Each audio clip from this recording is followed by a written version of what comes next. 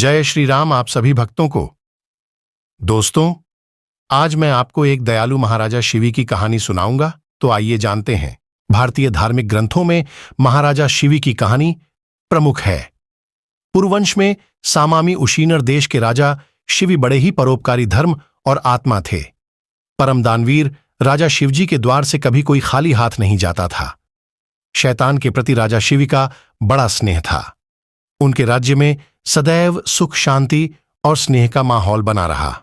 ईश्वर भक्त राजा शिव की चर्चा स्वर्गलोक तक थी। देवताओं के मुख से राजा शिव की इस बात पर इंद्र और अग्नि के बारे में विश्वास नहीं हुआ था। मूलतः उन्होंने उशीनरेश की परीक्षा लेने की ठानी और एक युक्ति निकाली। अग्नि ने कबूतर का रूप धारण किया और इंद्र ने एक बाज का रूप धारण किया।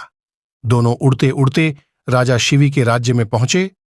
उस समय राजा शिव एक धार्मिक यज्ञ का अनुष्ठान कर रहे थे। कबूतर उड़ते उड़ते अर्तानाद करते थे। राजा शिव की गोद में आ गिरा और मनुष्य की भाषा में बोला, राजन, मैं आपका शरण आया हूं, मेरी रक्षा मित्र। थोड़ी ही देर में कबूतर के पीछे पीछे बाजा भी वहां आ पहुंचा और बोला, राजन, निसंदेह आप धर्मात्मा और परोपकारी राजा हैं। आप कृतज्ञ को, धन से झूठ को, सत्य से निर्दयी को, क्षमा से और क्रोध को साधुता से जीत लेते हैं। इसलिए आपका कोई शत्रु नहीं है। इसलिए आप अजात शत्रु नाम से प्रसिद्ध हैं। आप अपकार करने वाले का भी उपकार करते हैं। आप दोषमुक्त लोगों में भी गुण खोजते हैं। इतना बढ़िया आप यह क्या कर रहे हैं? मैं क्षुधा से व्याकुल भोजन की तलाश में भटक रहा था। संयोग से मुझे यह पक्षी मिला और आप इसे शरण दे रहे हैं। यह आप अधर्म कर रहे हैं। कृपया करके यह कबूतर मुझे दे दो, यह मेरा भोजन है। तीसरे में कबूतर बोला, विद्या की प्राण रक्षा करना आपका धर्म है। असल में आप इस बाज की बात कभी मत मानिए। यह दुष्ट बाज मुझे मार डालेगा। दोनों की बात से आश्चर्यचकित होकर राजा शिव बाजे से बोले, हे बाज, यह कबूतरों से भयभीत जीव मेरी शरण आया है। मूलतः यह मेरी समझ है। मैं अपनी शरण आई अकादमी का त्याग कैसे कर सकता हूं?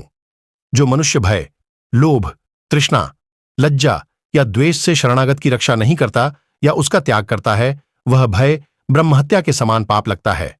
सभी किशोरों को अपने प्राण प्रिय होते हैं। सक्षम और बुद्धिमानी से बचाव करना चाहिए। मूलतः हे बाज, मौत के डर से ये कबूतर मैं नहीं दे सकता। इसके बदले आप जो खाना चाहते हैं वह मांग सकते हैं।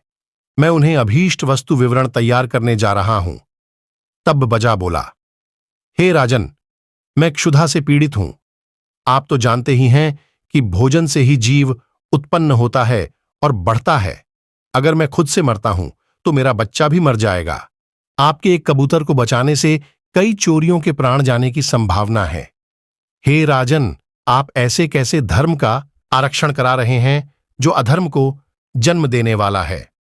बुद्धिमान मनुष्य एक ही धर्म का अनुमोदन करता है जो केवल धर्म का हनन नहीं करता। आप अपने विवेक के पैमाने से तोलिए और आपको कौन सा धर्म अभीष्ट है वह मुझे बताएं। राजा शिव बोले, हे बाज, भय से व्याकुल हुए, तूफान की रक्षा करने से कोई धर्म नहीं है।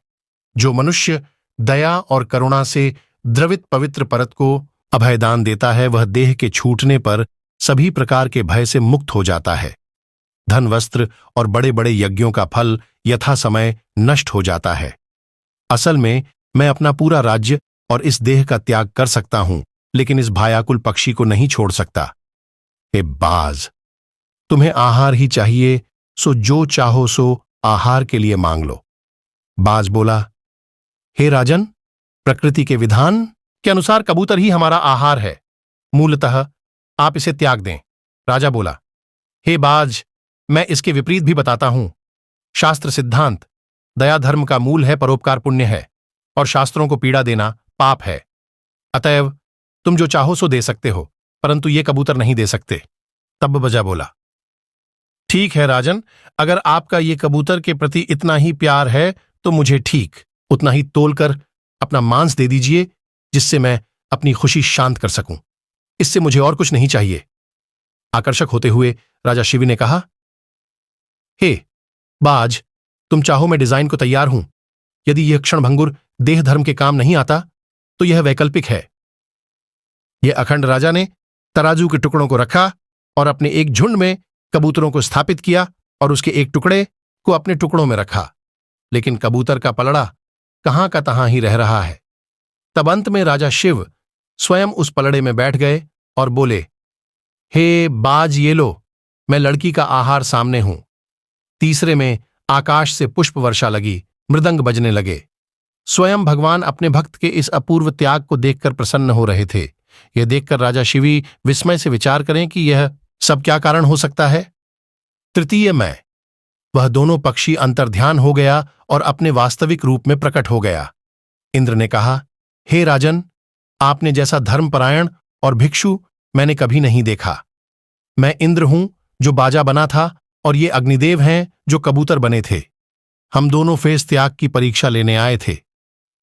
हे राजन, ऐसे इंसान विरले ही होते हैं जो दस्तावेजों के उपकार के लिए अपने प्राणों का भी मोह नहीं करते।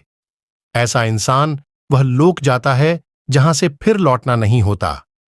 अपना पेट पालने के लिए पशु भी जीतता है, आपका पेट पालने के लिए मनुष्य भी जीतता है। इतने सारे रहस्य इंद्र और अग्निदेव स्वर्ग चले गए। राजा शिवी ने अपना यज्ञ पूरा कराया